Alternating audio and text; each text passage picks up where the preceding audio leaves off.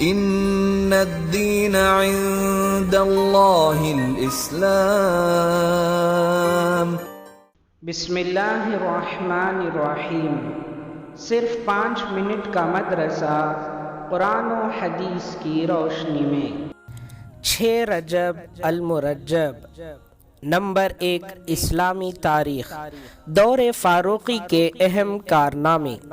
حضرت عمر رضی اللہ عنہ نے اپنے دور خلافت میں بڑے بڑے کارنامے انجام دیے۔ انہوں نے باضابطہ طریقے پر بیت المال کا نظام قائم کیے، ملک کی پیمائش کا انتظام کیے، مردم شماری کرائی، جیل خانے قائم کیے، فوج کے لیے دفتری نظام بنائے، راتوں کو گشت کر کے رعایا کے حال سے باخبر رہنے کا طریقہ نکالا، بے روزگار لوگوں کے لیے وظیفے مقرر کیے، جگہ جگہ نہریں کھدوائیں، نماز تراویح کو جماعت کے ساتھ پڑھنے کا اہتمام کیے۔ اسلام سے پہلے دریائے نیل ہر سال سوکھ جاتا تھا۔ مصر والوں کا عقیدہ تھا کہ ایک کنواری لڑکی کی بلی کے بغیر دریائے نیل جاری نہیں ہوتا، مگر جب مسلمانوں نے مصر فتح کیا اور اس کی خبر گورنر حضرت عمر بن عاص رضی اللہ عنہ کو ہوئی تو انہوں نے فرمایا کہ اسلام میں یہ ہرگز نہیں ہو سکتا۔ پھر انہوں نے حضرت عمر رضی اللہ عنہ کو اس کی اطلاع دی۔ حضرت عمر رضی اللہ عنہ نے دریائے نیل کے نام یہ خط لکھا کہ اے دریائے نیل، اگر تو اپنی مرضی سے چلتا ہے تو مت چل، اور اگر تجھے اللہ وحدہ قہار چلاتے ہیں تو ہم اس سے ہی سوال کرتے ہیں کہ وہ تجھے چلا دے۔ چنانچہ یہ پرچہ دریائے نیل میں ڈال دیا گیا۔ دوسرے ہی دن دریائے نیل پانی سے بھر گیا۔ اس دن سے آج تک دریائے نیل مسلسل جاری ہے۔ اس کے علاوہ بھی آپ کے بہت سارے خدمات اور کارنامے تاریخ کے صفحات میں محفوظ ہیں۔ نمبر 2، حضور صلی اللہ علیہ وسلم کا معجزہ، گھی میں برکت۔ ام مالک رضی اللہ عنہ کا دستور تھا کہ وہ آپ صلی اللہ علیہ وسلم کی خدمت میں ہمیشہ ایک برتن میں گھی ہدیہ بھیجا کرتی تھیں۔ جب ان کے بچے سالن مانگتے اور گھر میں نہ ہوتا تو وہ اس برتن کو جس میں آپ صلی اللہ علیہ وسلم کی خدمت میں گھی بھیجتی تھی اٹھا لاتی اور اس میں سے بقدر ضرورت گھی نکل آتا۔ ایک دن انہوں نے اس برتن کو بالکل خالی کر لیا تو گھی نکلنا ختم ہو گیا۔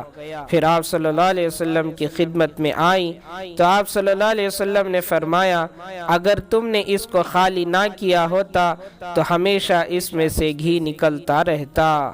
مسلم۔ نمبر 3، ایک فرض کے بارے میں، حج کی فرضیت۔ رسول اللہ صلی اللہ علیہ وسلم نے فرمایا، اے لوگوں، تم پر حج فرض کر دیا گیا ہے، لہٰذا اس کو ادا کرو۔ مسلم۔ نمبر 4، ایک سنت کے بارے میں، مجلس سے اٹھنے کی دعا۔ رسول اللہ صلی اللہ علیہ وسلم جب کسی مجلس سے اٹھتے تو فرماتے، سبحانک اللہم وبحمدک اشہد ان لا الہ الا انت استغفرک واتوب الیک۔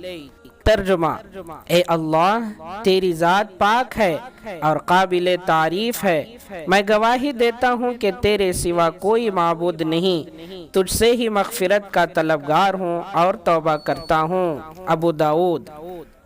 نمبر 5، ایک اہم عمل کی فضیلت، مسلمان بھائی کے لیے دعا کرنا۔ رسول اللہ صلی اللہ علیہ وسلم نے فرمایا، جب کوئی مسلمان اپنے مسلمان بھائی کے لیے پیٹھ پیچھے دعا کرتا ہے تو فرشتے کہتے ہیں کہ آمین، اللہ تعالیٰ تمہیں بھی یہی چیز عطا فرما دے۔ ابو داؤد۔ نمبر 6، ایک گناہ کے بارے میں، کفر کی سزا جہنم ہے۔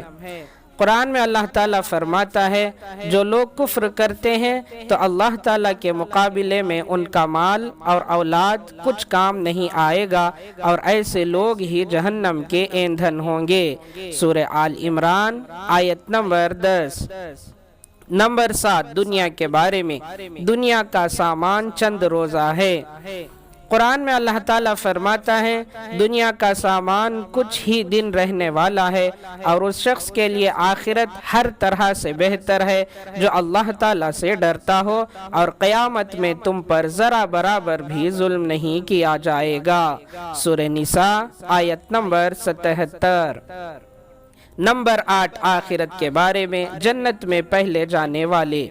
رسول اللہ صلی اللہ علیہ وسلم نے فرمایا جو لوگ سب سے پہلے جنت میں جائیں گے ان کے چہرے 14ویں کے چاند کی طرح چمکتے ہوں گے، نہ تھوکیں گے، نہ ناک سنکیں گے، نہ پیشاب و پیخانہ کریں گے، ان کے برتن اور کنگے سونے اور چاندی کے ہوں گے، ان کی انگٹھیوں میں سے عود کی خوشبو پھوٹ رہی ہوگی، ان کے منہ سے مشک کی خوشبو آئے گی، ہر ایک کو 2 ایسی حوریں ملیں گی جن کے پیروں کی ہڈیوں کا گودا خوبصورتی کی وجہ سے پنڈلیوں کے گوشت سے صاف نظر آئے گا، اور وہ دونوں حوریں آپس میں ایسے ہم خیال ہوں گی جیسے کہ دونوں کا دل ایک ہو، اور صبح و شام وہ اللہ کی بڑائی اور اس کی تعریف کرتی ہوں گی۔ بخاری۔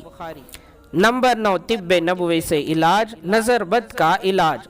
حضرت عائشہ رضی اللہ عنہ فرماتی ہیں کہ جس کی نظر لگی ہو اس سے وضو کرایا جائے، پھر اسی پانی سے وہ شخص جس کو نظر لگی ہے غسل کرے۔ ابو داؤد۔ نمبر 10، نبی صلی اللہ علیہ وسلم کی نصیحت۔ رسول اللہ صلی اللہ علیہ وسلم نے فرمایا ایک دوسرے کو ہدیہ دیا کرو، ہدیہ دلوں کی رنجش کو دور کرتا ہے، اور کوئی پڑوسن اپنے پڑوسن کے ہدیے کو حقیر نہ سمجھے اگرچہ وہ بکری کے کھر کا ایک ٹکڑا ہی کیوں نہ ہو۔ ترمذی۔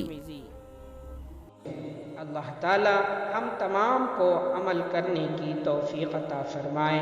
سبحان اللہ و بحمدہ، سبحانک اللہم و بحمدک، ونشہد ان لا الہ الا انت، نستغفرک و نتوب الیک۔